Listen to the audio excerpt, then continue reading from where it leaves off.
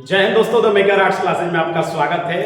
चलिए आज हम आपको बता दे रहे हैं कि अब हम YouTube पर ऑनलाइन आने वाले हैं और आपको बता दे रहे हैं कि आपको YouTube पर सारा बुक से संबंधित आपको ऑब्जेक्टिव, सब्जेक्टिव, नोट्स, जितने भी सारे पीपीटी है सब आपको देखने को मिलेगा। प्रतिदिन हमारा क्लास रहेगा। जो दूर दराज के बच्चे हैं हमारे YouTube चैनल को सब्सक्राइब कर लीजिए, द मेकर आर्ट्स क्लासेज। अब उस चैनल पर आपको प्रतिदिन हिस्ट्री और पॉलिटिकल का पहला चैप्टर से स्टार्ट करेंगे और अंत तक खत्म कर देंगे, ऑब्जेक्टिव सब्जेक्टिव। अब देखिए चलते हैं, क्लास 12 हिस्ट्री पहला चैप्टर है ईंटे मन की अस्थियां तथा हड़प्पा सभ्यता। हम जानेंगे जो पहला चैप्टर है इतिहास का, हड़प्पा सभ्यता। हड़प्पा सभ्यता क्या है, हड़प्पा सभ्यता का विस्तार कब हुआ है, ये पहला चैप्टर है और चलते हैं जानते हैं। देखिए सबसे पहले आपको बता दे रहे हैं कि प्राचीन भारत का इतिहास। इतिहास में 3 पार्ट होते हैं, प्राचीन, मध्य और आधुनिक। हम लोग तीनों सिलेबस से पढ़ेंगे। 12th का जब हिस्ट्री पढ़ेंगे तो प्राचीन भी पढ़ना है, मध्य भी पढ़ना है और आधुनिक भी पढ़ना है। तो हमने प्राचीन को सबसे पहले बता दे रहे हैं कि प्राचीन का मतलब जैसे पुराना हो सकता है। तो प्राचीन भारत का इतिहास, इतिहास अतीत में घटित घटनाओं का एक विवरण होता है। अतीत का अध्ययन ही क्या कहलाता है, इतिहास कहलाता है।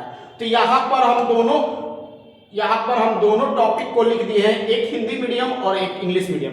इंग्लिश मीडियम वाले बच्चे इंग्लिश समझ जाइएगा और हिंदी मीडियम वाले बच्चे हिंदी से समझ जाएंगे, इसीलिए ऐसा एक पीपीटी बनाया गया है। नेक्स्ट देखते हैं बच्चा, आपको बता दे रहे हैं कि हमारा चैप्टर हड़प्पा सभ्यता है। हड़प्पा सभ्यता को अन्य नामों से जाना जाता है, जैसे आपका सैधो सभ्यता, सिंधु घाटी सभ्यता और हड़प्पा सभ्यता। ये तीनों नाम एक ही हैं, अन्य नामों से भी जाना जाता है। आगे बढ़ते हैं बच्चा, अब जानते हैं कि हड़प्पा सभ्यता क्या है। देखिए हड़प्पा सभ्यता का काल 2600 ईसा पूर्व से 1900 ईसा पूर्व तक माना गया है और ये वीवीआई है, क्योंकि हर बुक में अलग अलग इसका सेशन काल दिया जाता है। लेकिन एनसीईआरटी के बुक से ही पढ़ाया जाएगा और एनसीईआरटी में 2600 ईसा पूर्व से 1900 ईसा पूर्व के काल को माना जाता है। आगे जानते हैं अब हड़प्पा क्या है भाई, हड़प्पा की खोज किसने की है। अब देखिए आपको बता दे रहे हैं कि हड़प्पा, इसकी खुदाई दयाराम साहनी ने, यह रावी नदी के तट पर पाकिस्तान के मोंटगोमरी जिला में स्थित है। हिंदी का इंग्लिश लिख दिए। और इसकी खोज किसने किया था, तो दयाराम साहनी ने। एक और ट्रिक बता दे रहे हैं, अगर इतना आपको याद नहीं रहेगा तो एक और ट्रिक बता दे रहे हैं कि 1921 में हद कर दी। देखिए 1921 डेट बच्चा, ह का मतलब हड़प्पा और द का मतलब दयाराम साहनी। हड़प्पा की खोज किसने किया है, दयाराम साहनी। कब, 1921 में। तो देखिए इस तरह से हमने हड़प्पा सभ्यता, देखिए हड़प्पा सभ्यता का काल तो हमने समझा था, लेकिन हड़प्पा की खोज 1921 में, इसकी खुदाई दयाराम साहनी ने किया था। यह रावी नदी के तट पर पाकिस्तान के मोंटगोमरी जिला में स्थित है। एक ट्रिक भी बता दिए कि 1921 में हद कर दी, 1921 में हद कर दी। ह का मतलब हड़प्पा, द का मतलब दयाराम साहनी। हड़प्पा की खोज किसने किया है, दयाराम साहनी ने। तो इस तरह से हमने हड़प्पा सभ्यता को समझा। अगला पीपीटी देखते हैं। अब देखिए अब हड़प्पा से कौन कौन सी वस्तुएं मिली है, हड़प्पा सभ्यता से कौन कौन सी वस्तुएं मिली हैं। तो देखिए हड़प्पा से कुम्हार का जो चाक था, उस टाइम सबसे पहले कुम्हार का जो चाक था वो भी हमारा मिला है।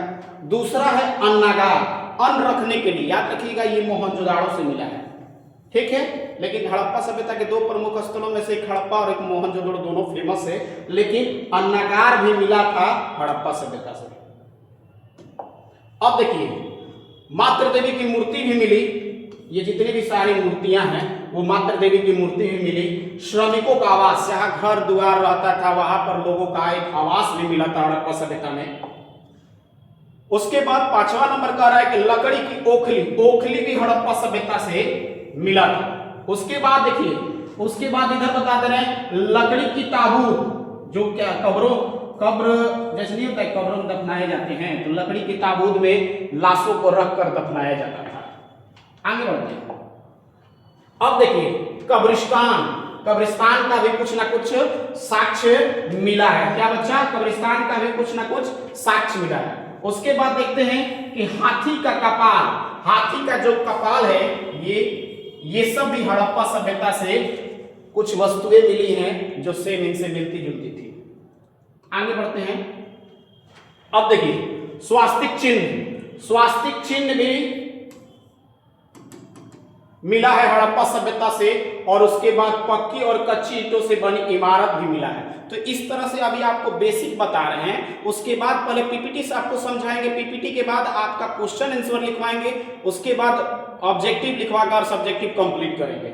पहले आपको पीपीटी समझा रहे ताकि समझ में आए। उसके बाद देखिए चांदी का सर्वप्रथम प्रयोग हड़प्पा सभ्यता के लोग नहीं किए थे, एक वीवीआई है याद रखिएगा। चांदी का सर्वप्रथम लोग हड़प्पा सभ्यता के लोग ही किए थे। अब जानते हैं कि हड़प्पा सभ्यता का जो विस्तार है वो आपको बता दें। देखिए हड़प्पा सभ्यता का विस्तार उत्तर में मांडा था और ये जम्मू और कश्मीर में, दक्षिण में दैमाबाद महाराष्ट्र, पूर्व में आलमगीरपुर उत्तर प्रदेश और पश्चिम में सुतकांगडोर पाकिस्तान के बलूचिस्तान तक फैला हुआ था। यह सभ्यता त्रिभुजाकार स्वरूप में लगभग 13 लाख वर्ग किलोमीटर में फैली हुई थी। तो आपका इस बार 2026 में एक क्वेश्चन दिया था कि हड़प्पा सभ्यता का विस्तार का वर्णन करें, तो ये भी वीवीआई है, इसको देख लीजिएगा। और हिंदी और इंग्लिश दोनों में लिख दिए हैं ताकि हिंदी वाले विद्यार्थियों के लिए आसानी हो और इंग्लिश वाले विद्यार्थियों को भी आसानी हो। और आपको बता दे रहे हैं ऑनलाइन है, ऑफलाइन बैच हमारा स्टार्ट हो गया है, उसमें भी आप आ सकते हैं। अगर जो बच्चे हमारे पास नहीं आ रहे हैं उनके लिए रोज हम प्रतिदिन यूट्यूब पर वीडियो लेकर आएंगे एकदम निःशुल्क। चलिए आगे बढ़ते हैं बच्चा। अब देखिए मेन इंपॉर्टेंट ये हो गया कि हड़प्पा सभ्यता के मुहरे।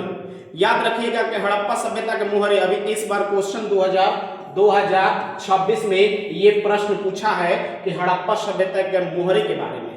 अब जानिए, देखिए हड़प्पा सभ्यता के मुहरे मुख्य रूप से सेलखड़ी नामक पत्थर से बनाए जाते थे, जो एक मुलायम पत्थर होता था। हड़प्पा सभ्यता के मुहरे मुख्य रूप से सेलखड़ी नामक मुलायम पत्थर से बनी चौकोरे आयताकार पट्टी थी, जिन पर पशुओं के चित्र जैसे बैल, हाथी, बाघ और अज्ञात लिपि जिसे पढ़ा नहीं जा सकता है के चिन्ह खुदे हुए थे। तो ये एक 2 नंबर का क्वेश्चन आएगा कि हड़प्पा सभ्यता के मोहरे के बारे में लिखे, तो आप लोग बच्चा अच्छे से लिख लीजिएगा। आगे बढ़ते हैं। अगर ये पीपीटी पढ़ लीजिएगा तो बुक पढ़ने की जरूरत नहीं है।